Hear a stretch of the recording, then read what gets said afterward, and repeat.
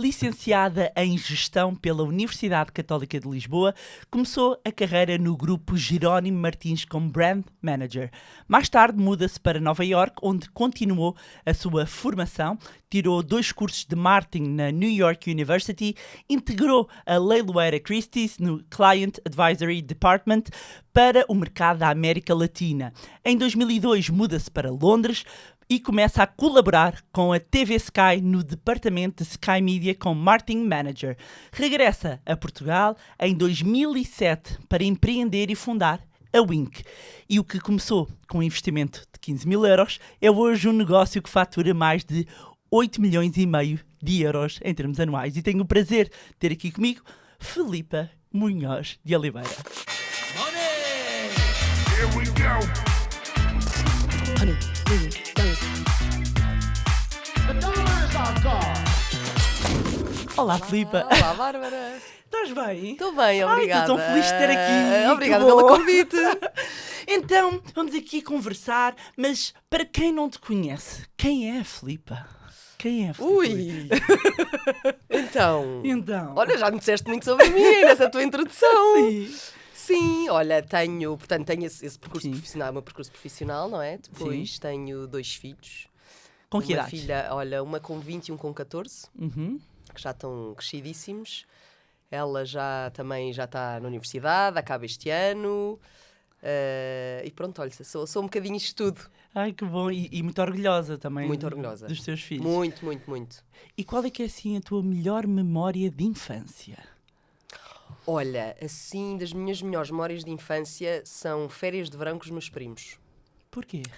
Porque, olha, a minha avó, a irmã da minha avó, tinha uma casa giríssima nas Penhas Douradas e nós no verão íamos todos para lá e passávamos lá imensas temporadas e aquilo não havia televisão, não havia telemóveis, portanto nós passávamos o dia na rua a explorar. Éramos imensos e então era mesmo era de manhã à noite, era super, é das melhores memórias que eu tenho, são dessas férias de verão nas Penhas Douradas. E o que é que cheira? Um cheiro de infância.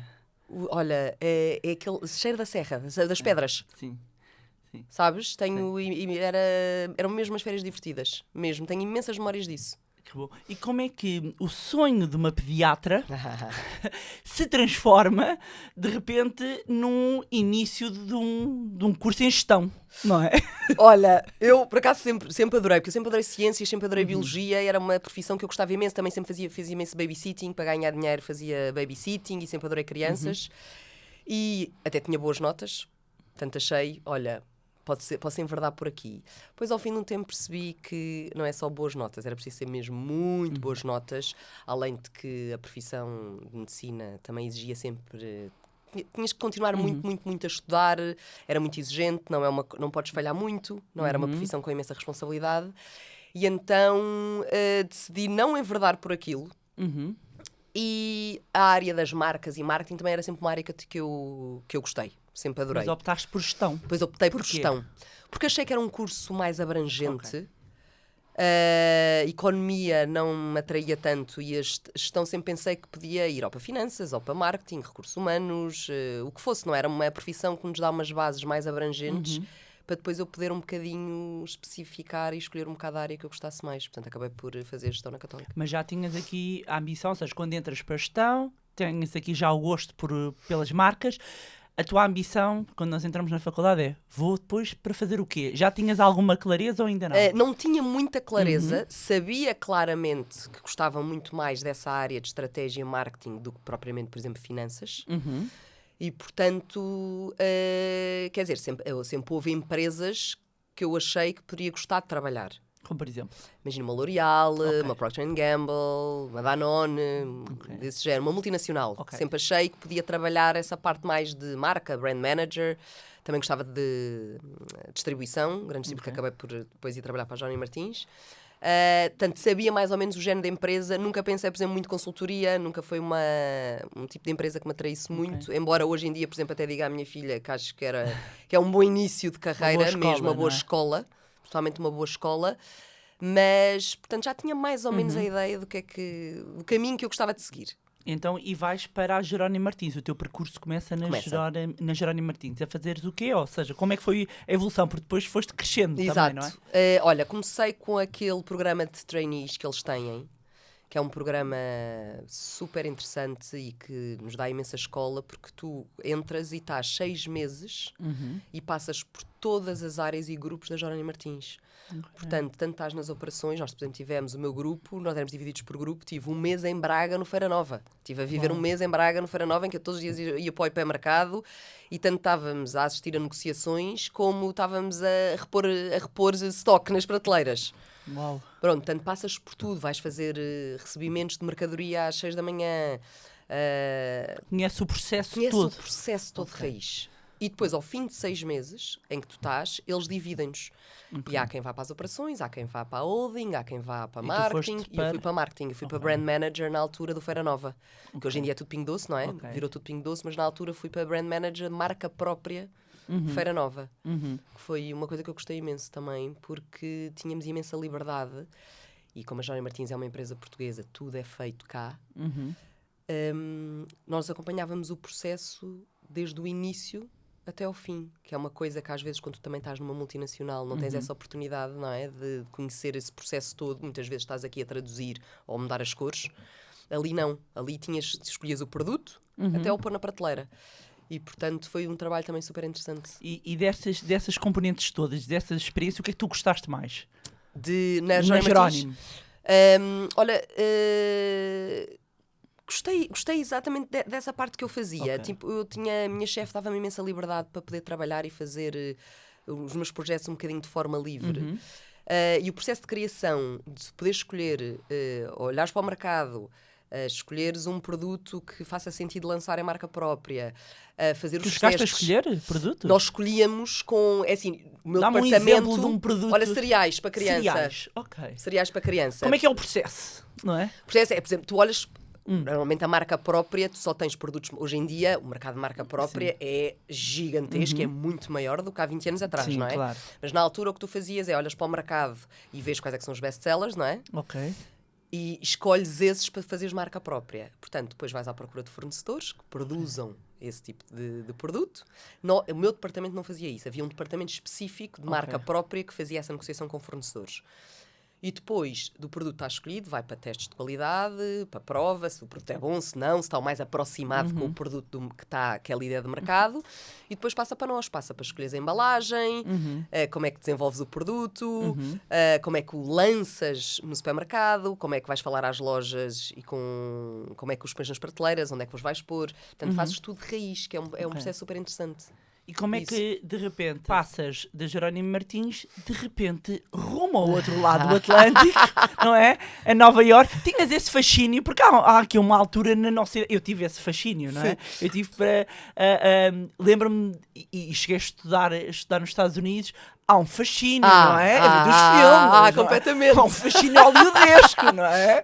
Não, Nova Iorque é sempre Nova Iorque. Nova Iorque. Nova Iorque é Nova Iorque, mas por acaso foi um bocadinho por acaso, porque eu casei na altura, quer dizer, houve um processo um bocadinho antes, ou seja, o meu namorado na altura tinha-se candidatado para fazer MBAs nos Estados Unidos e entrou em Nova Iorque, em Colômbia, para fazer o MBA em Colômbia. E nós decidimos casar e ir juntos. Portanto, Nova Iorque apareceu-nos assim um bocadinho... também Foi um projeto a dois, não é? Foi. Foi. E depois... Ele não tem nada a ver com esta área. Não. Ok. Não. Então decidem ir para o... Decidimos... Ele faz o MBA. Ele faz o MBA E e eu vocês deixei a casam? Jerónimo Martins, pensei, olha, também tinha 25 anos, quer dizer, às tantas também que carreira que eu ainda tinha, não é? Acho que era a vida que não eu fazes podia isso ter em aos Nova 25? Iorque, quando é que eu faço? Exato. Não é? Sem filhos, sem casada, Sim, não sim. é? Quer dizer, melhor Bora. não há. Bora para Nova Iorque. E depois achei, claro que arranjar trabalho em Nova Iorque dificílimo, Ok. porque pessoas iguais a mim, aos milhares, difícil arranjar visto para poderes trabalhar. Nós tínhamos a sorte porque os maridos e mulheres de quem estava a fazer um MBA podias ter um visto temporário Ok. durante o período em que decorria o MBA Ok. para poderes trabalhar. Portanto, ou seja, as empresas não te tinham que patrocinar, mas mesmo assim, tendo isso, era super difícil arranjar trabalho. Super. Eu, por acaso, tive um bocadinho a sorte que uma amiga minha trabalhava na Christie's E surgiu Na Leiloeira. na Leiloeira Uhum. e precisavam de alguém que soubesse falar português e espanhol. Sabes o que é que eu acho isso graça? É muito engraçado, eu tenho que te interromper, porque houve uma altura, quando eu queria muito ir para os Estados Unidos, eu procurava empregos exatamente com esse diferencial. Porque, quer dizer, muito no início, eu dizia, eu não Claro. sei nada, a minha experiência é nada, eu quero é ir, Claro. o que é que eu sei? Eu Claro. sei português e espanhol, que Claro. os outros não sabem. Mas é verdade. Portanto, isto para quem nos está a ver e ainda está no início de carreira ou a pensar, às vezes ficamos à espera do nosso diferencial estar numa Uma grande grande skill. skill. E às vezes é só isto. É só isso. Nós E sabemos eu fiquei falar- por causa disso, Que basicamente, maravilha. porque eu tinha zero experiência nesta área, não era uma coisa muito específica. A maior parte das pessoas que trabalhava comigo tinha tudo experiências, tinha tirado História da Arte, era super especialista naquela área e eu zero. Eu tinha Ok. um curso de gestão na Católica, não é? Ok. Portanto, E a experiência na Jerónimo. e a experiência na Jónia Sim. Martins, que eram 2 anos Sim, de sim, experiência, sim. não é? Em retalho, Sim. que nem sequer não tinha nada a Sim. ver. Portanto, o que é que eu tive a sorte, de facto, que esses skills de falar português e espanhol era importante para aquele departamento, porque tínhamos que falar com o mercado brasileiro e com o resto da América Latina. Claro. E depois, na realidade, também aquilo era, no fundo, uma gestão de clientes. Eu não precisava de saber exatamente. Ou seja, o que é que fazias na Christie's? Eu geria os meus clientes, ou seja, a Christie's tem este departamento que é o Client Advisory, em que tu trabalhas com os 500 maiores clientes da Christie's a nível da América do Norte e América do Sul, mas que são clientes que normalmente compram de tudo. Não são, porque se tu tens um cliente que, por exemplo, só compra arte da América Latina, ele está alocado ao departamento da América Latina e só o departamento da América Latina é que trabalha com ele. Ok. Este departamento eram clientes que compravam joias, compravam carros, compravam Tiveste algum antiguidades. famoso? Tive vários. Quem? Olha, tive a trabalhar diretamente, não, mas vi vários. Sim. A Oprah, o Richard Gere, Tom Cruise, o Lorne Greene, que é o produtor do Saturday Night Live. Tinhas imensos. Tens imensa gente... Clientes habituais. clientes habituais e depois muita gente, outros clientes super exigentes, não é? Imagina o tipo de público. Da América Latina também. Tiveste assim algum problema lá, algum desafio por causa de um cliente desses?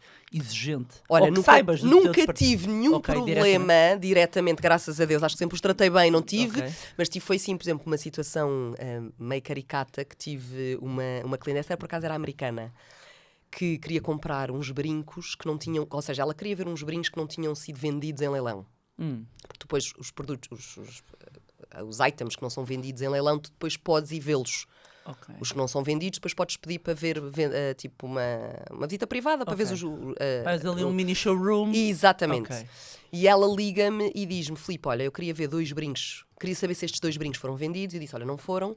E ela, eu queria imenso vê-los, mas só tu é que me podes ver. E eu achei estranho e disse, ok, tudo bem. E eu disse, mas olha, mas eu vou ter que levar comigo o especialista da área de joias.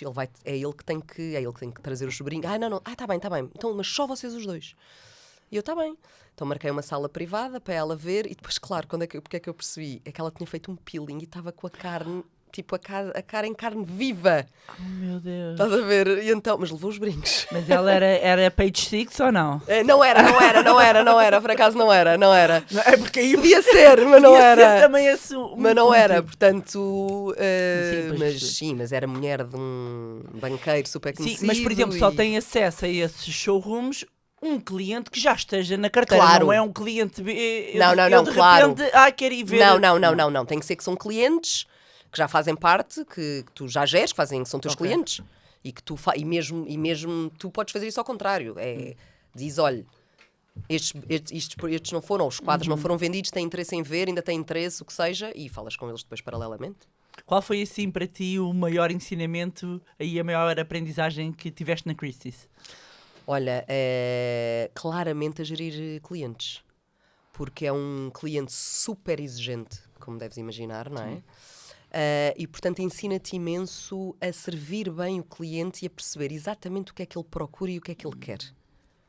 E isso é uma coisa que eu também, a Wink, muitas vezes trabalho com elas, não é? A atenção ao cliente A atenção ao na cliente excelência na máxima. excelência máxima. E perceberes exatamente o que é que ele procura e saberes fazer o delivery daquilo bem feito.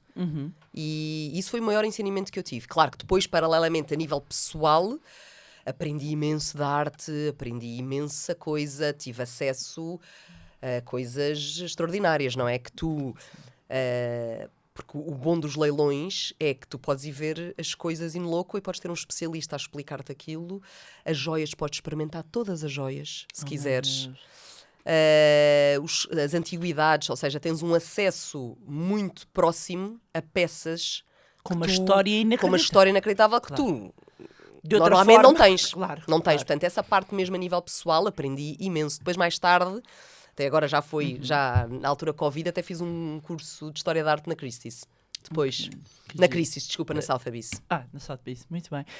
E sais, portanto, estás na Christie's, mas também não ficaste quieta em Nova Iorque. Não. De repente, toca de vir para a Europa, mas ainda não para Portugal. Ainda não para Portugal. Então, fazes uma viagem para Londres. De repente mudas para Londres. Como é que isso acontece? Olha, porque o João teve um convite para ir trabalhar para Londres, para a banca de investimento, e nós estávamos a gostar tanto de estar fora e estávamos a aprender tanto e a conhecer pessoas e achávamos que este início de carreiras no estrangeiro fazia-nos todo o sentido e tínhamos gostado tanto de Nova Iorque que achámos que não nos apetecia vir para Lisboa já.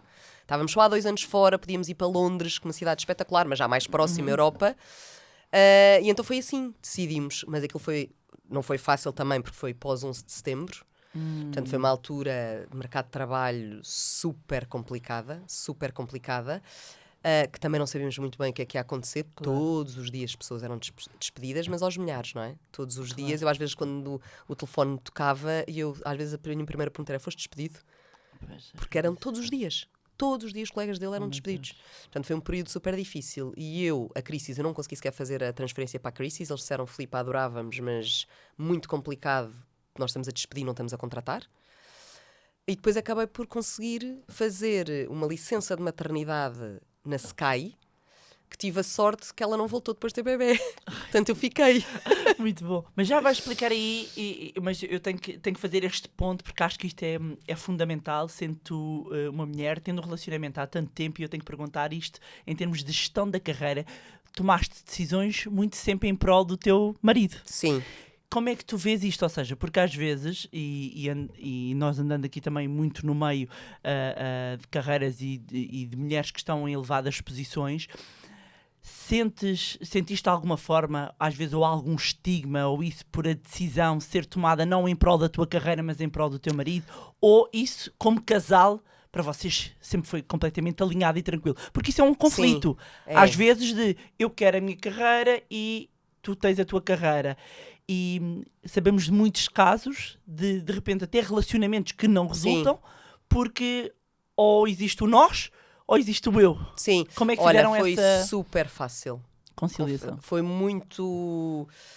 Acho que nem nunca foi tema, sinceramente. Acho que foi porque eu também... acho que sempre consegui fui fazendo sempre as minhas coisas também. Mas acho que aquilo era um projeto de casal. Era um projeto nosso e que nem nunca vimos essa...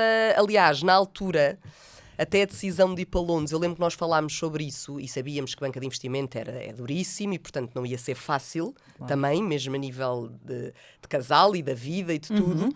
E eu lembro que o João, na altura, disse: olha, isto é uma coisa que eu gostava, que adorava, mas quer que a decisão seja tua. Se tu te sentes confortável em ir... E irmos viver para Londres nestas circunstâncias em que eu nem sequer à altura ainda tinha trabalho. E não tinham filhos ainda? Não tínhamos filhos. A nossa filha mais velha nasceu depois em Londres.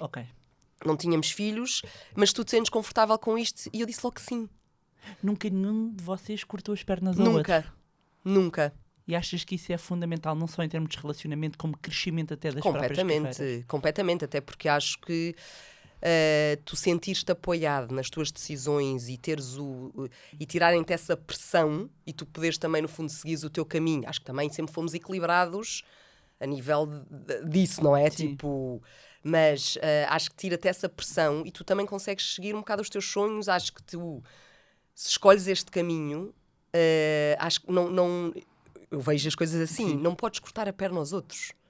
Também, ou seja, tu não és só o marido, ou mulher, ou mãe, ou pai, também és tu, não é? Portanto, todo este conjunto, a mim nunca me passaria pela cabeça cortar as pernas ou o sonho para ele seguir este caminho dele, não é?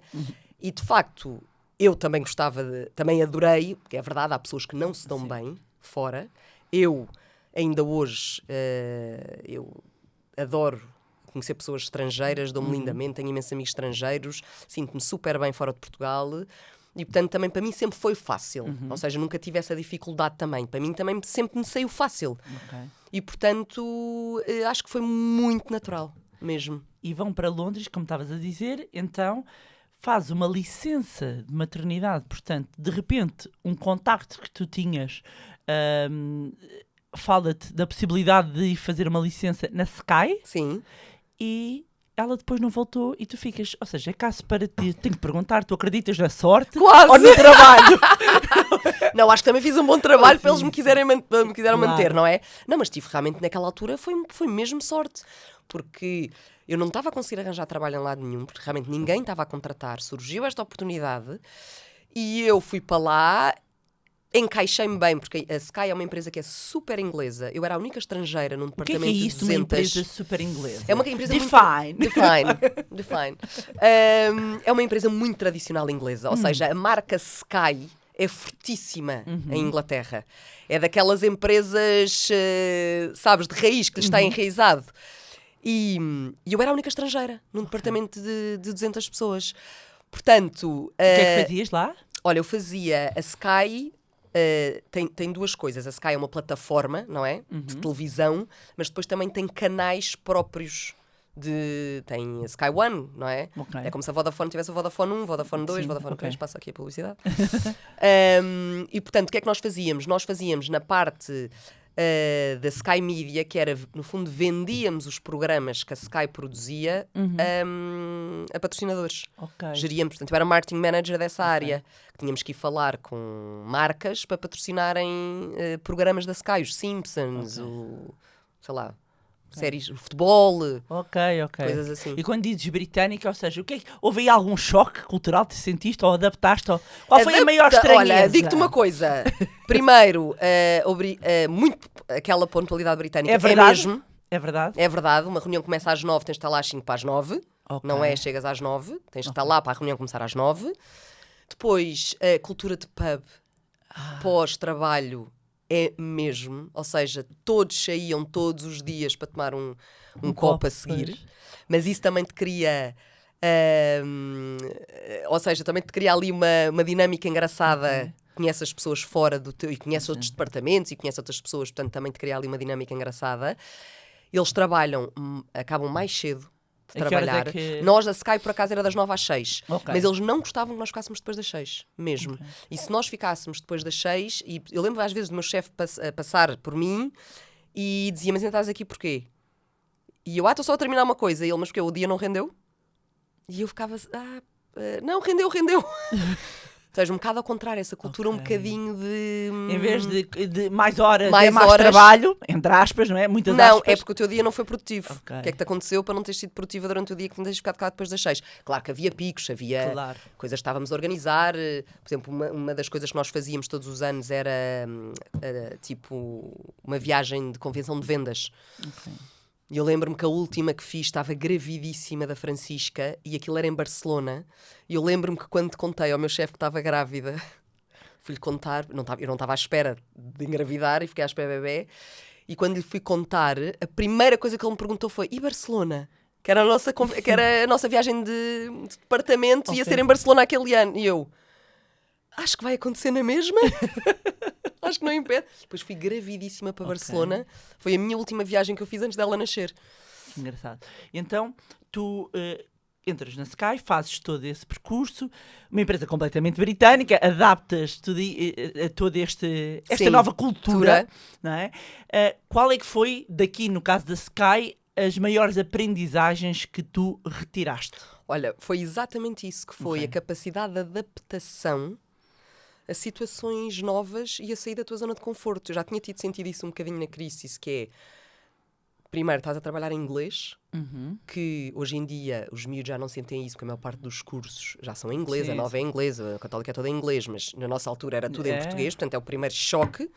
De repente, é essa capacidade de adaptação efetivamente a uma cultura nova, a falares uma língua que não é a tua, que não és nativo, por muito bem que fales, não é a tua língua para te expressares, Sim. é diferente, estás em apresentações, tens que fazer apresentações, tens que preparar tudo. Portanto, essa capacidade de adaptação e sair da tua zona de conforto foi de longe a maior aprendizagem que eu tirei dali. Tirando parte técnica, obviamente, que aprendi imensa coisa. Numa área muito gira, eu gosto imenso de mídia também, é uma área que é super interessante e na altura a Sky era muito à frente nisto. Estás a ver, a minha filha Francisca fez 20 anos, portanto isto já foi há 22 anos atrás.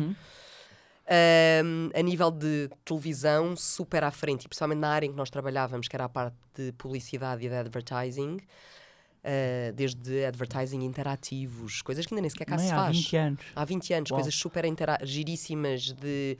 Imagina, estavas a ver... e eram projetos muito giros.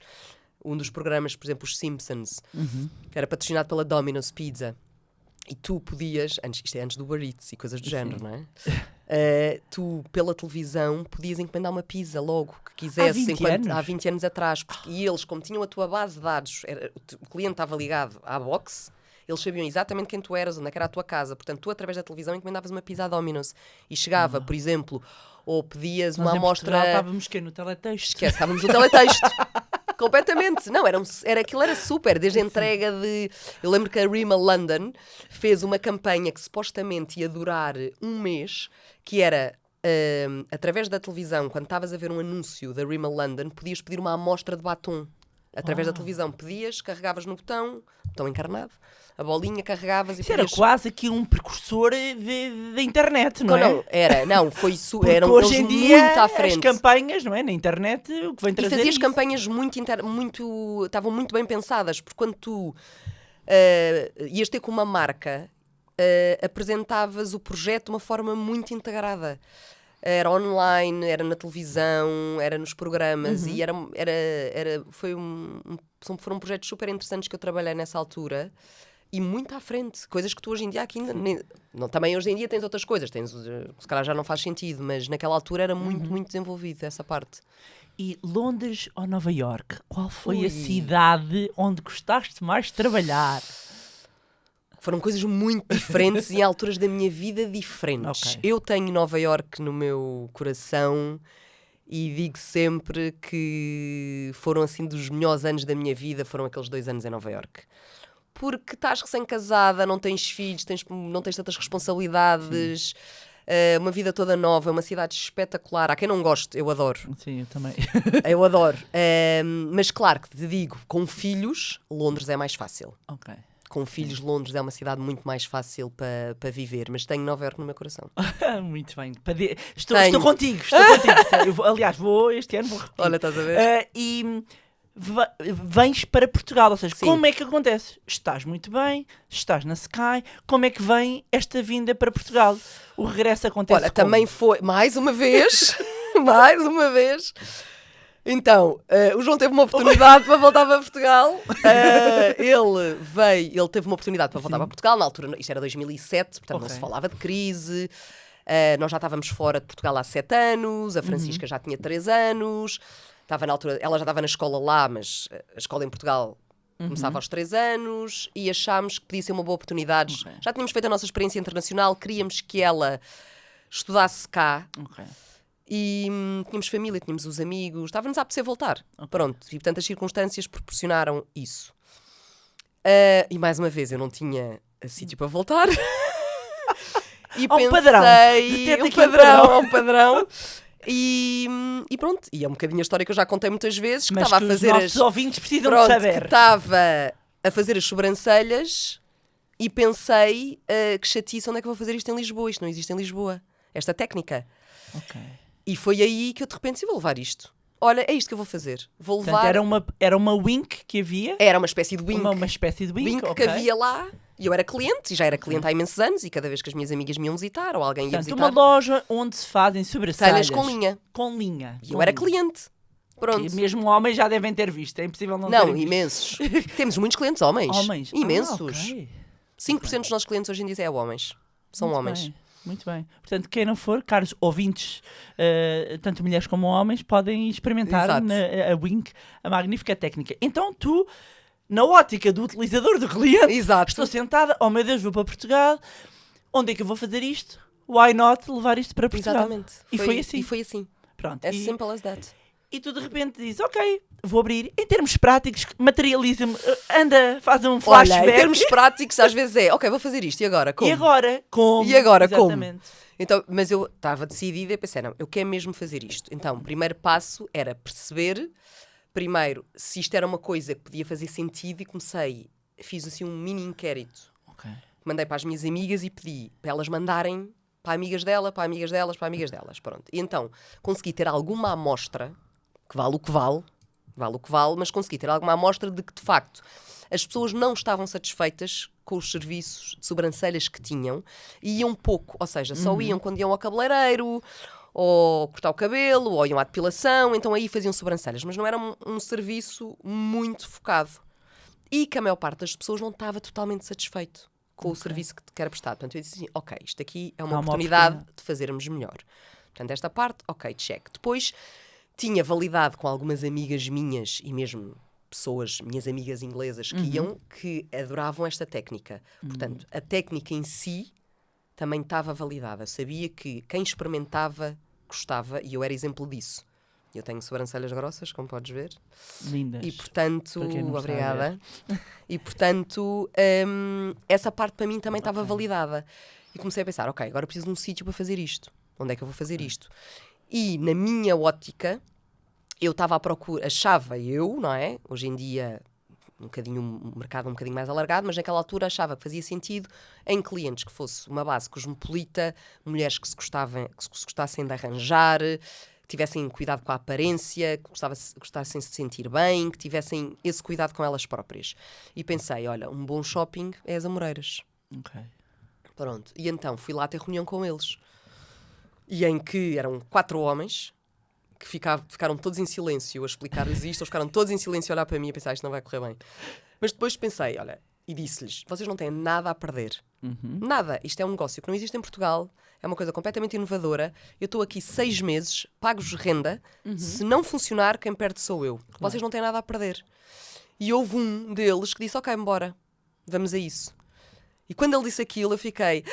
Oh meu Deus, Oh meu Deus, está a acontecer. Tenho um choque. Agora não posso voltar atrás. Quer dizer, agora não posso dizer, afinal, olha, desculpa, afinal não quer fazer isto. Pronto, e depois quando tu tens esse deadline e quando tens uma data para a qual tens que trabalhar, Tem que andar, tens que andar. E então fazes uma lista de coisas que tens para fazer e começas a fazer. A pergunta para queijinho era, Filipe, tu sabias fazer esta técnica? Não. E então quem é que sabia? Exatamente. Exatamente. E aí foi quase um deal breaker. Eu quase que não abria o Inca à conta disso. Porque eu não encontrava ninguém que soubesse fazer. Ou melhor, havia pessoas que sabiam fazer, mas não falavam português. E, portanto, era muito difícil teres um atendimento ao público num shopping com Amoreiras, com pessoas que não sabem. Hoje em dia, apesar de tudo, é um bocadinho mais aceite. Sim, não é? Tens muitos há uma restaurantes, tolerância há uma diferente. tolerância. Mas mesmo assim, neste tipo de serviço, não é a mesma coisa que um restaurante. Sim, sim, sim. Tu tens que explicar o que é que queres, as pessoas precisam de perceber o que é que Claro. se vai ser feito. E, portanto, é uma coisa muito mais delicada. E eu aí tive quase a desistir, porque eu não encontrava ninguém. Não encontrava ninguém que soubesse fazer isto.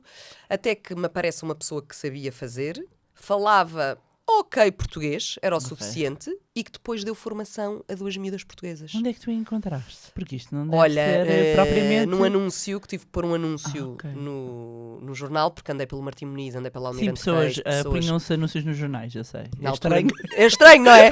Metro, no destaque, na altura.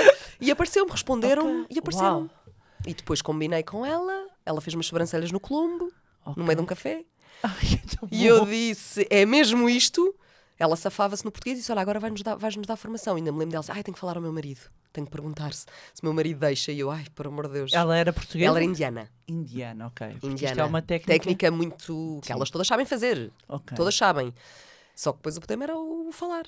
E depois, a partir do momento em que ela deu formação às primeiras miúdas, depois começou a dar, e às tantas formámos uma formadora. Mas como é que é o primeiro dia para abrir? Ou seja, porque isto nós temos que andar para trás. Eu sei que hoje para muitas pessoas vão a vários Sim. shoppings, já vamos falar sobre isso, onde estão presentes, mas não havia nada, não é? Como é que tu atraes o público? Como é que... Eu lembro-me quando apareceu aqui, era estranho. Foi, olha, tivemos... eu pensei logo no conceito de quiosque porque achei que era mais fácil as pessoas verem. Ninguém vai entrar numa loja e perguntar o que é que nós estamos ali a fazer. Há sempre uma inibição, não tens essa vontade. A maior parte das pessoas não tem essa curiosidade nem a vontade para entrar numa loja e dizer ai, desculpa lá, o que é que está aqui a fazer? Não, portanto, o quiosque passava-te logo o que é que se está a fazer. E, portanto... No primeiro dia, eu tive que ir chamar uma pessoa ao quiosque das unhas do lado, porque ninguém vinha, as pessoas nem perguntavam, nem olhavam. Nem olhavam. Como nós portanto, estávamos... primeiro dia, abrem às 10 da manhã. E Nada. E eu, pai, ao 12:30, pensei, não, isto não 2 vai ficar horas, assim. 2 horas já, e meia. já estavas, Já não estava é? a pensar, isto foi Oh, uma meu Deus. péssima ideia, o que é que eu me fui meter? É que 2 horas, quando se está a iniciar um negócio e num shopping, É que pensas, ninguém perguntava, Bárbara. É que nem sequer era aquela curiosidade de isto aqui é novo, o que é que fazem? Nada. As pessoas passavam... havia um desespero ali. Havia um Aquelas desespero. 2 horas pareceram 6. Pareceram, Ok. completamente. E depois eu fui ao quiosque do lado e aí disse assim, olha, eu vou oferecer. Porque achei que se as pessoas experimentassem, iam gostar. E realmente foi. E as pessoas só precisavam de ver também. Que foi o que me aconteceu um bocadinho em Londres também, comigo. Que foi, eu também estava a passar e de repente olha para aquilo e aquilo causa uma imensa curiosidade. E eu fui lá perguntar. E a partir do momento em que essa primeira cliente se sentou e começou a fazer, bem, até hoje não paramos. É muito interessante tudo aquilo que estás a partilhar e para quem nos está a ouvir e nomeadamente pensa em empreender, eu acho que estás a deixar aqui ótimos insights para quem quer começar, porque denota-se em todo o teu comportamento a tua veia sempre do marketing, que te ajudou, Sim. as tuas skills que te Sim. ajudaram. Depois uma capacidade que tu tens de fazer acontecer. Acabou, não é? Vais lá, fazes... Eu sou muito assim. Não é? É para fazer. Bora. Preferes arrepender-te do que fizeste do que aquilo que eras Claro. para ter feito? Sim. E para ti, há muitas pessoas que tendem a bloquear perante a falha que possa existir. Para essas pessoas que se sentem bloqueadas, o que é que tu aconselhas? Eu sei que tu dás também aulas em Às muitos vezes. sítios. Eu digo sempre que o errar faz parte do processo. E, portanto, não temos que ter medo de avançar com medo de que mas isto pode não correr bem. E se não correr? Qual é o problema? Não é? Aprendemos sempre, claro que depende do que é que está em jogo, como é óbvio, e há investimentos e investimentos, e há Claro. situações e situações. Mas, regra geral, eu acho que às vezes as pessoas, até com coisas muito pequenas, têm imenso bloqueio, exatamente o que tu dizes, bloqueiam, porque têm medo Da crítica? da crítica do que horror, mas olha, eu já me aconteceu isso. Uhum. E faz parte. Faz parte. E tu aprendes imenso com isso. Uhum. E, Tu portanto, começaste com 15 mil euros de investimento, foi Comecei. isso? E hoje tem uma faturação como olha, está? o ano passado foi acima dos 9 milhões e meio. Ok, ótimo. E és a única sócia? Sou. E como é que se faz este percurso enquanto única sócia? Ou seja, porque as decisões, o peso é todo sobre ti, Sim. recai todo sobre ti, a estratégia, todas as decisões, é um processo em termos de empresária duro. É. Eu tenho... É verdade que eu sou sócia única, mas tenho algumas pessoas em que eu me apoio nessas decisões macro. Ou seja, decisões de dia-a-dia, tudo meu. Claro. O operacional é tudo meu. E de facto nem sempre é fácil, porque às vezes sentes-te assim numa plateia em que está tudo a olhar para ti e toma lá a decisão, com os olhos todos em cima de ti, não é? E tu pensas, eu vou tomar esta decisão, sou eu. Sim. Mas Vou tens um tomá-la. grupo com quem trocas ideias. Mas tenho algumas pessoas, não são muitas, Sim.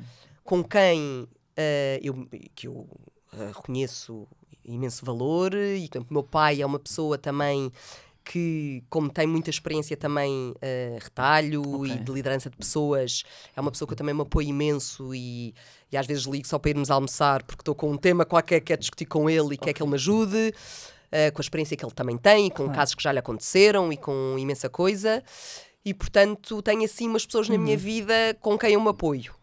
Para essas questões mais macro. E depois, claro, hoje em dia, o dia-a-dia já me sai também muito natural. Não é? Claro. E tenho uma equipa excelente que me apoia, como é óbvio. Como é não que é um dia-a-dia teu, habitualmente? Olha, crianças na escola, bem, o mais pequeno, não é? A mais velha já não, já está independente. Depois vou ao ginásio todos os dias, exceto fim de semana. Ok. Mas faz parte da minha rotina e não abdicas. não abdico mesmo. É mesmo daquelas coisas que me faz bem e que preciso e que gosto. E aconselho toda a gente. Depois vou para o escritório todos os dias, quase todos os dias vou, estou no escritório e pronto, e trato das minhas coisas. Depois, criança, outra vez tem que ir buscar ou não atividades. Depois também um bocadinho o barman, não é? De um lado para o outro, a fazer coisas. Mas vou todos os dias ao escritório. Faço questão de não sou muito controladora nesse sentido de... Não tenho esse perfil de estar sempre a controlar e do que é que está feito.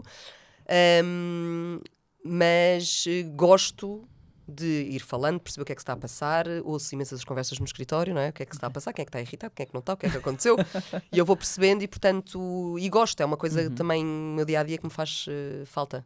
E quantas lojas é que tem? Ou seja, para percebermos a dimensão da Wink, portanto, para quem nos está a ouvir, a Wink, então, uma empresa aqui com uma especialização no arranjo das sobrancelhas e que está presente, primeiro, quantas lojas em Portugal? Olha, temos 37 em Portugal, temos 3 em Espanha, vamos abrir agora mais uma, e temos 17 no Brasil. Uau. E temos uma em Angola. E como é que saltaste de Portugal para o mundo? Como é que foi este processo? Olha, começaram por onde? Começaste pelo Brasil. Apesar de, na minha cabeça, eu sempre achei que Espanha seria primeiro. Espanha está aqui ao lado, era mais fácil controlar. Então porquê é que foste cliente, para o Brasil? Porque surgiu uma oportunidade de uma cliente nossa, brasileira, casada com um português, que saiu de Portugal para ir viver para o Rio de Janeiro. E ela era nossa cliente há anos, adorava a marca e também foi para lá sem trabalho e, portanto, queria ter um negócio dela e falou-me que queria ter uma Wink. E eu, na altura... Porque o modelo é franchising, deixa eu para interromper. O modelo é franchising também. Quer dizer, eu tenho, a maior parte das lojas em Portugal são minhas, lojas próprias, tenho algumas em franchising. Brasil é totalmente franchising. Espanha são todas lojas próprias e Angola também é franchising. Temos um mix de modelo de negócio. Portanto, ela vai e era cliente. E queria, porque queria. E eu pensei, não me vou meter no Brasil. O Brasil, como tu sabes, é dificílimo para as marcas portuguesas vingarem. Há muito poucas marcas portuguesas que tenham tido sucesso no Brasil. É um mercado difícil. Não falamos a mesma língua. Sobretudo nesta área, então. Exato. Uma concorrência gigantesca. Mas, ao mesmo tempo... também é uma área de público muito aberto. Claro. É? Muito aberto. Isto é muito interessante para quem nos está a ouvir, não é? É avaliar sempre o risco e as oportunidades. Há efetivamente um risco, como a Filipe está a dizer. A oportunidade também é boa. A oportunidade também e se tu tentares fazer um bocadinho melhor, e foi o que eu acho, para já, esta técnica no Brasil não era muito divulgada. Muito poucos sítios faziam. Portanto, a maior parte da técnica era pinça Foste em que cera. ano? 2015. 2015. E, portanto, nessa altura era muito mais cera e pinça. Esta técnica da linha era muito pouco. Portanto, logo aí era um diferencial. Depois, eu acho que, modéstia à parte, acho que a nossa imagem de marca era muito mais forte do que a maior parte das coisas que havia lá.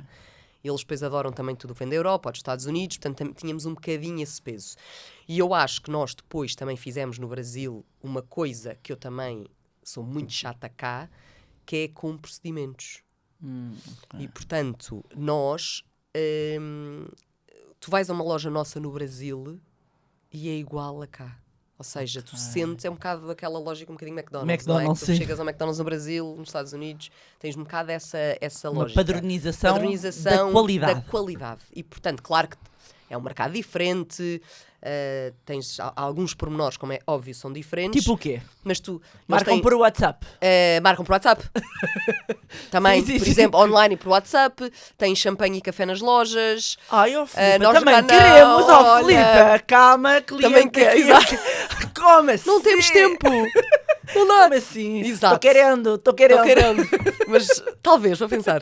Portanto, tens assim alguns pormenores diferentes. Depois eles, por exemplo, estamos em épocas do ano diferentes. Eles estão no verão, nós estamos no inverno. Portanto, como é óbvio, tens que adaptar um bocadinho a comunicação Mas de lá. A qualidade e a forma de atendimento, os procedimentos são iguais.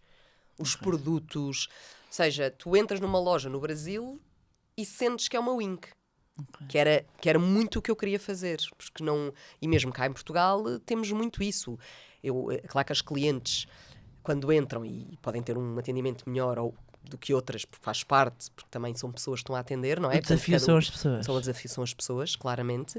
Mas desde que as nossas colaboradoras dizem olá até o adeus, tudo aquilo é um procedimento. Tudo. O atendimento telefónico, tudo. Porque eu quero que seja o mais padronizado possível, também de forma a Há nós uma a garantir. identidade Há uma identidade. E da garantirmos marca. a qualidade também. É assim que tu também consegues controlar se estás a fazer um bom trabalho e estás a corresponder às expectativas que os nossos clientes têm de nós, não é?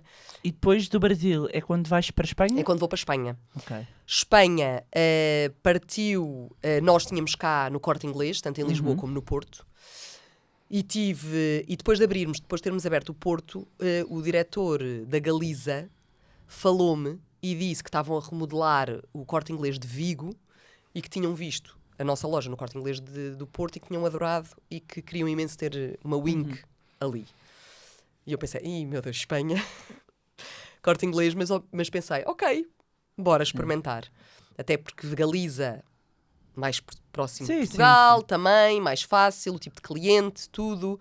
E então também foi assim, decidimos experimentar. Depois de abrirmos aquilo em Vigo, Madrid falou-me, aí sim já serviços centrais Corte Inglês, que queriam imenso que nós continuássemos a abrir com eles.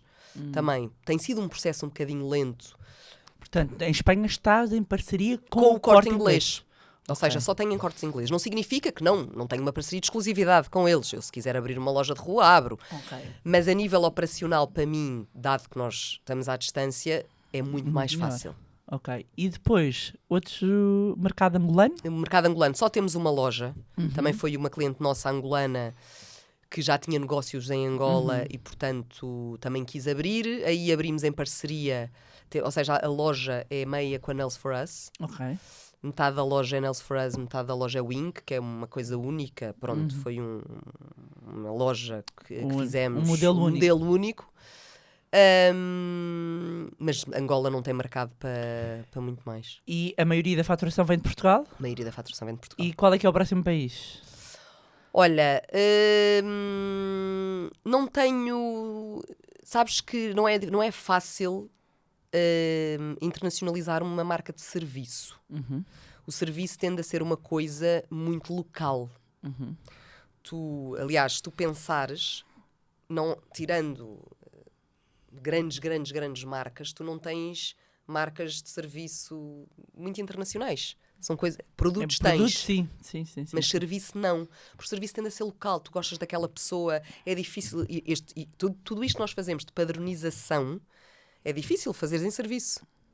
E, portanto, não é fácil. E depois, os economics de cada país são muito diferentes. Nós temos imensos pedidos para o norte da Europa, para a França, para a Bélgica, para o Luxemburgo, para a Itália. Temos tido imensos pedidos. Mas os economics deste negócio...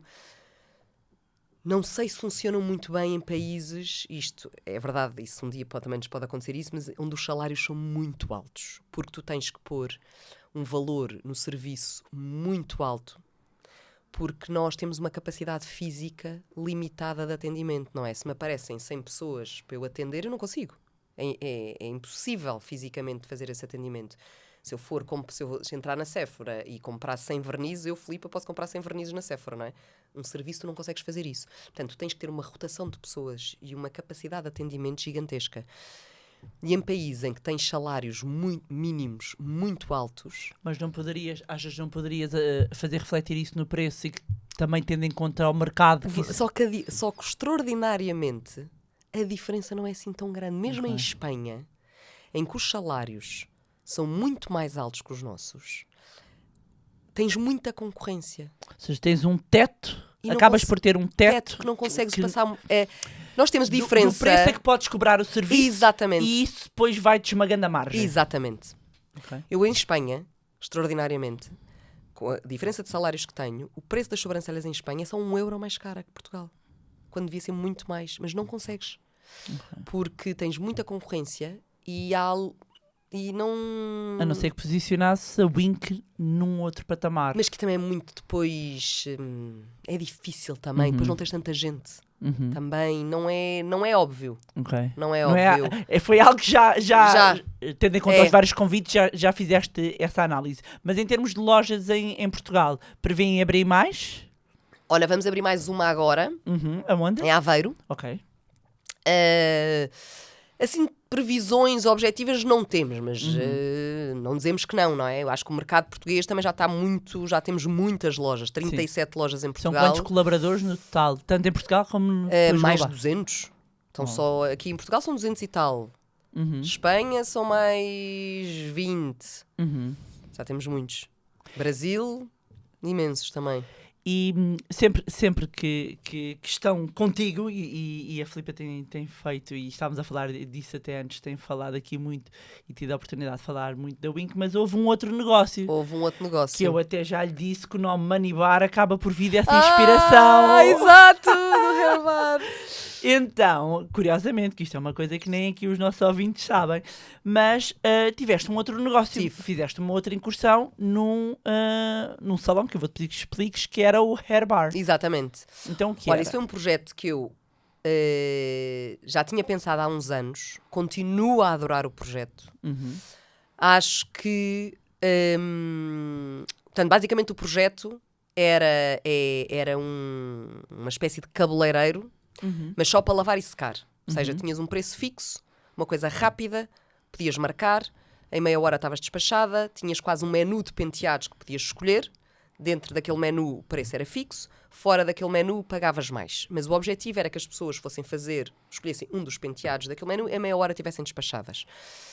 Só lavar e secar a cabeça. Que é uma coisa que tu nos cabeleireiros tens alguma dificuldade em fazer, porque os cabeleireiros estão focados na parte técnica, que é onde, no fundo, também fazem mais dinheiro. Faz sentido. É o core deles, é a parte técnica, não é? Aquilo era um bocadinho mais um serviço a pensar no cliente, em que tu tens um jantar, tens uma reunião, tens um podcast e queres ir dar um jeito ao cabelo e queres despachar. Pronto. Tivemos aqui 2 problemas, que foi, primeiro, abrimos antes do confinamento. Portanto, tivemos um azar enorme. Foi 2019. Foi 2019. Portanto, quando aquilo estava a começar a crescer, veio o confinamento em que não tens eventos, está tudo em casa e era um negócio, quer dizer, não tinha almofada financeira para se manter. Estava no shopping, estava no Colombo. Estava no Colombo. Segunda coisa, isto também é uma lição, que é às vezes a falta de humildade que se tem quando se tem muito sucesso de um lado. Que é, eu fui muito à confiança que se a Wink correu tão bem, isto também vai correr. E acho que na altura não pesei bem o sítio onde abri e não negociei bem as condições. E, portanto, eu estava num negócio que estava acabado de abrir e que eu precisava de tempo para crescer clientes, para ganhar clientes, estava a ser completamente esmagada de custos. E, portanto, foi um erro que eu admito da minha parte e sempre disse que parte disso também foi minha culpa, num sentido de que vais com muita confiança. A Wink corre lindamente, é o mesmo género de cliente, isto vai correr bem. O projeto eu acho que o projeto estava bem feito e está na gaveta. Pois, eu ia está perguntar se ele pode ressuscitar. Ok. Se Deus Não quiser, cheguei a ir, dia. mas sabes que eu já tive num modelo destes, já fiz em Miami. Claro, exatamente. Porque eu tinha reuniões e, Claro. e a verdade é que entre reuniões, o bom de estar em reuniões em Miami é que a gente vai dar um mergulhinho à praia, mas depois tem uma reunião. Não, eu preciso de pentear o cabelo. Então, estava no hotel Claro. e havia embaixo, Um dry bar. era um dry bar. Eu chegava lá, meia hora, done. Exatamente. E O conceito é sim, esse. sim. É, só que tu, da mesma forma como nós também com as sobrancelhas precisámos de criar um bocadinho essa necessidade nas pessoas, isto também precisa, os negócios precisam de tempo para crescer. Sim. A verdade é essa. Ou é uma coisa... Acreditas na ideia e nesse ponto de que às vezes um bom negócio, mas num tempo errado, ou seja, pode ser um bom negócio, mas o timing é errado? Completamente. E no nosso caso, sim. tenho a certeza que foi isso. Já tive também outros negócios em que apareceu ou muito cedo, isso não mesmo. havia maturidade ainda no mesmo. mercado. Houve isso tudo e depois Exatamente. ainda tiveste o confinamento. Olha, já me aconteceu outra coisa ainda, também, por causa desses timings. Eu, quando estava em Londres, eu e uma amiga minha que vivia em Londres, tivemos a possibilidade de ter a representação, posso passar aqui a publicidade, Claro, desculpa, claro, mas vou o que tu dizer, quiseres. das botas da Zug. Trazer para Portugal. Trouxemos, na altura, conseguimos... Ninguém pegou. Ninguém pegou. O timing da coisa. Sim, e agora, e depois passado uns anos...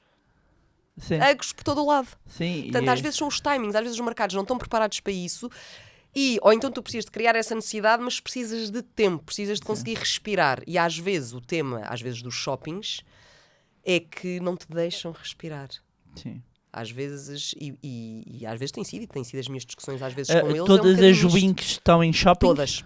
Alguma vez pensaram em ir para a Não, rua? tivemos uma de rua em Cascais, mas que entretanto fechámos pois. para ir para Sintra, para o shopping. Pois, estava na Avenida 25 Estava na 25 de Abril. Diz que eu passava lá para levar os miúdos à escola. Sim. Exatamente. Ok. E por isso, mas não funciona tão bem. A nossa Ok. experiência é que em shopping tens um horário muito mais alargado, é conveniente, a nível de estacionamento, tu nunca acabas só por ir fazer sobrancelhas, aproveitas para ir fazer outras coisas. Portanto, a conveniência e a localização neste negócio, até porque tu precisas de tráfego, tu precisas de pessoas ao longo do dia, não é? Porque precisas de rentabilizar as cadeiras que tens e a capacidade de atendimento que tu tens. Portanto, precisas de muita gente. Não...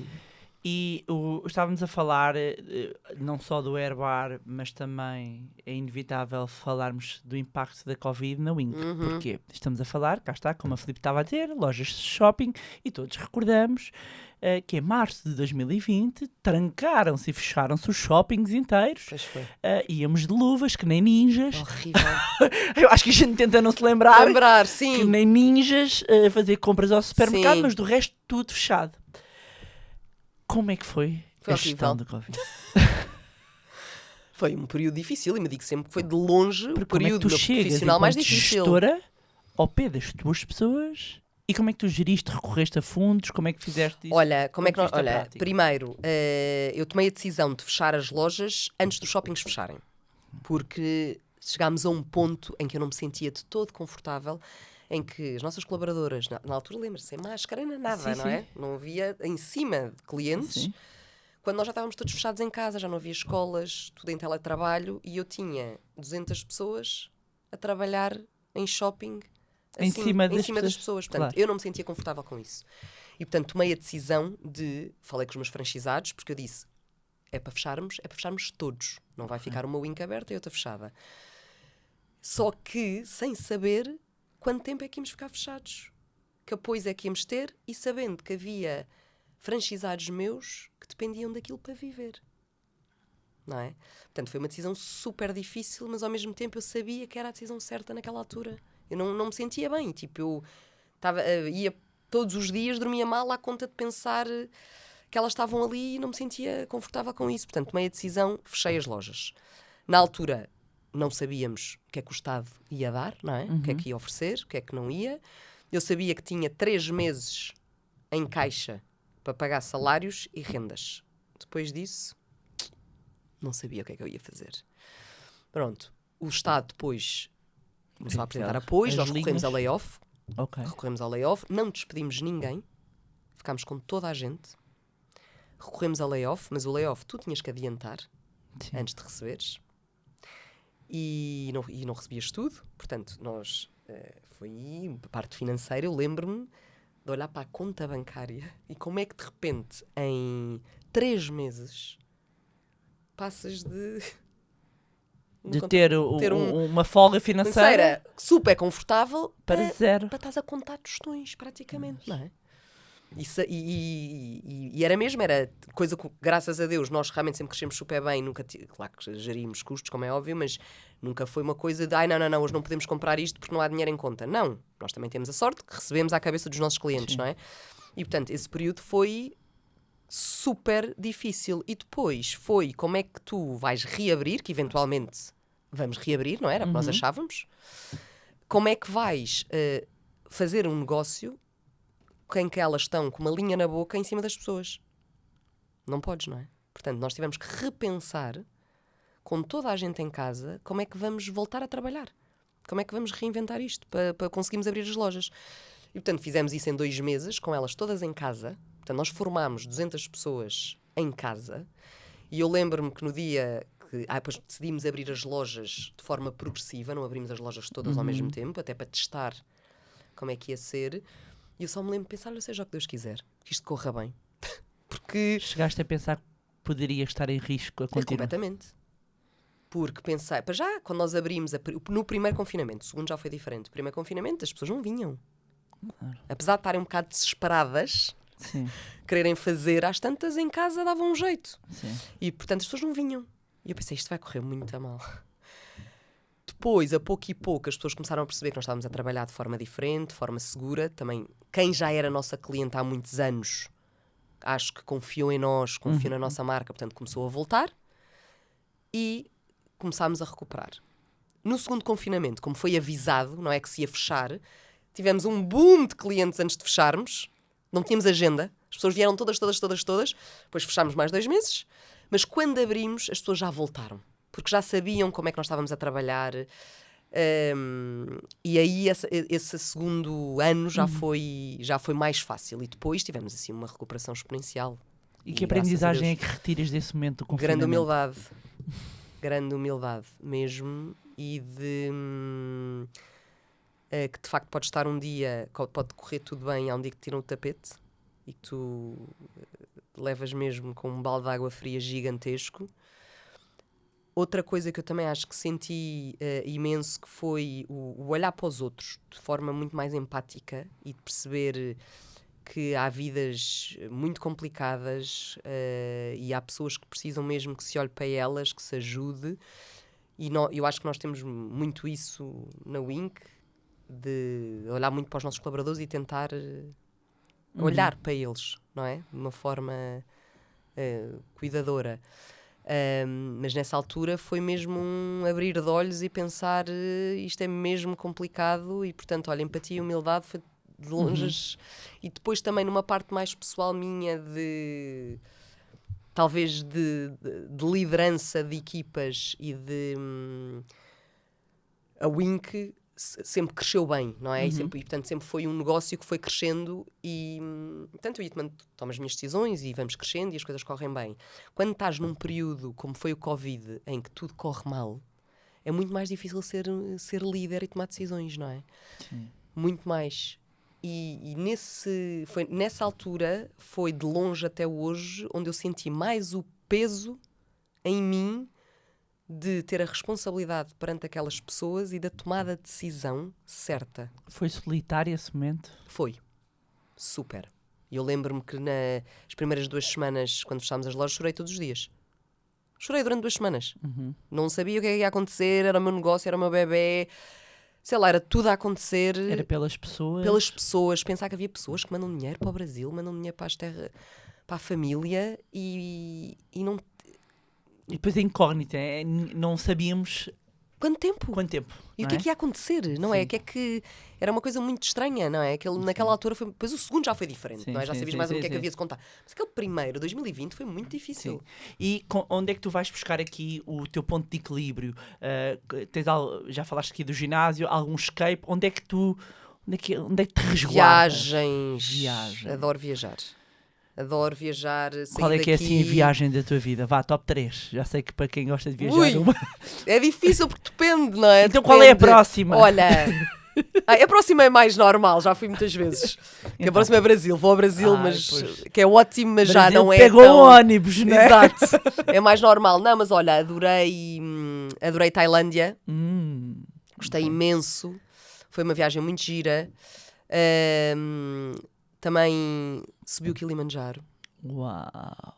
Este ano. Este ano quer dizer 2023, não é? Isso é incrível. Em novembro, foi espetacular. Foi bucket list. Check. Espetacular.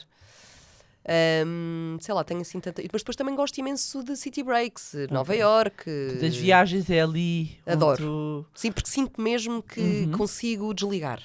Ok. Também hoje em dia já tenho... Também o motor está muito aliado, não é? E, portanto, consigo desligar. Mas as viagens é onde, de longe, eu consigo desligar mais. Estamos quase aqui a terminar. Perguntava-te... o que é que ainda te falta fazer, Nina Filipa? Olha, vou fazer outra vez o hair bar. Vamos que eu não vou fazer isto. Não, olha, sabes que eu não penso assim muito nisso. Acho que uma coisa que eu gostava, a nível profissional, como é óbvio, era consolidar a Espanha. Eu gostava muito mesmo, e é assim um desejo que eu tenho, é presença ibérica consolidada. Okay. Tenho assim este secret desire de ter uma presença ibérica forte. Ok. E se fosses primeira-ministra, e tivesse o poder de tomar decisões, que decisões é que porias aqui em cima da mesa como relevantes? Podes. Correta, que isto é... Olha, justiça. claramente. É muito complicado o tempo que demora a decidir determinadas coisas, não é? Quer dizer, consegue-te parar projetos, é muito complicado. Lei laboral é uma coisa super difícil e muito castradora. Claro que todos nós, tem que haver alguma proteção e ninguém põe isso em causa, não é? Mas para um empresário é muito, muito complicado. Depois tens a parte de impostos também, não é? Porque tu realmente tens que ter liberdade financeira para poderes reinvestir na tua empresa, para poderes crescer, para poderes inovar, para poderes... Se queres fazer investimentos, precisas de dinheiro, não é? E, portanto, eu acho que quanto mais investes, mais dinheiro crias, mais salários consegues pagar, mais salários altos consegues pagar e, portanto, acho que consegues dar por outro lado, não é? Portanto, eu acho que... depois, noutra parte, acho que a educação, acho que devíamos repensar um bocadinho a forma como as escolas funcionam, não é? Porque, de facto, esta geração, e tu tens filhos, eu também, não é? E nós olhamos para os nossos filhos, a forma como eles aprendem, a forma como eles, o que eles dão importância, tem nada a ver. E eu adoro a escola dos meus filhos, mas eles são ensinados exatamente igual da forma que nós éramos. Sim. E não faz sentido, Não faz porque sentido. o mundo mudou. Mudou muito. Portanto, acho que estes 4 pilares, educação, justiça, parte fiscal e parte laboral, são assim 4 coisas que acho que têm que ser muito... Farta formação, educação, formação. Não só educação crianças, formação também depois já nas empresas, de adultos. Acho que precisamos de formar melhor as pessoas. Muito bem. E para terminar, nós temos aqui um quick quiz. Ai, meu Deus! Um quick quiz em que temos aqui algumas perguntas que eu te vou fazer e que vou-te pedir assim uma resposta mais rápida. Diz-me. Aquele livro que toda a gente devia ler. Ai! Pronto. Olha, um que eu estou a adorar, Sim, que acho claro. super atual, que é as Amazonas da Mossad, que é sobre as mulheres da Mossad de Israel. É giríssimo o livro. Muito bem. O que compraste com o primeiro ordenado? Roupa, claramente, certeza. Comprei de certeza roupa. O melhor investimento que já fizeste? Dos meus filhos. Ah, que maravilha. O pior investimento que já fizeste? Olha, provavelmente o Hair Bar. Gastei muito, perdi muito dinheiro. Mas será? Pois, não sabemos, mas para já, so far, Ok, so so far. far foi isso. E qual é aquela compra que te faz perder a cabeça? Carteiras. E que montante é que te faria deixar de trabalhar? Isso era preciso muito. Acho que não é só pelo dinheiro, mesmo. Não é pelo dinheiro, é pelo o gosto que dá sentires que estás a deixar alguma coisa e estás a contribuir para a tua comunidade e para a sociedade e o exemplo que dás aos teus filhos. Acho que, honestamente, não trabalhar para mim não seria uma hipótese. Qual é o hábito fora de comum ou coisa sui generis que tu gostes de fazer e que ninguém saiba? Ou pelo menos publicamente. Guilty pleasure? Pode ser Pode assim um ser, guilty claro. pleasure? Novelas colombianas. Melhor compra que já fizeste por menos de 100 euros? Muitas! Muitas. Sim, por menos de 100 euros. Muitas assim, melhor compra... Olha, no dia comprei uma coisa de maquiagem espetacular. Uma base de maquiagem muito boa. Fiquei muito diz-me contente com essa minha compra. E que objeto não venderias por dinheiro nenhum? Que objeto?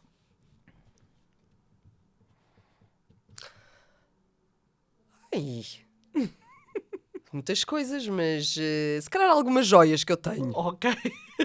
E o melhor conselho financeiro que recebeste e de quem? Foi de quem? Provavelmente o meu pai. Poupa. Simples. E que ensinamento sobre gestão financeira esperas passar aos teus filhos? Olha, tem a ver também um bocadinho com isso, que acho que é o serem regrados, ou seja, o serem... eu não sou forreta, próprio com a palavra forreta, mas acho que não sou nada esbanjadora e acho que o saber poupar e saber gastar bem. E saberem gerir bem, porque realmente não sabes o teu dia da manhã, não é? Portanto, nunca viver acima das possibilidades. O viver acima das possibilidades, não. Filipa, muito obrigada. Obrigada eu, Bárbara. Foi um prazer ter-te aqui. Realmente. E agradecer a todos os que estiveram a acompanhar este podcast. Já sabem que podem continuar a acompanhar-nos nas nossas redes sociais. Podem também subscrever este podcast através das plataformas que estiverem a ver e ouvir. E encontram todos os links na descrição deste vídeo. E quanto a nós, encontramos então no próximo Money Bar. Money! Here we go. Honey.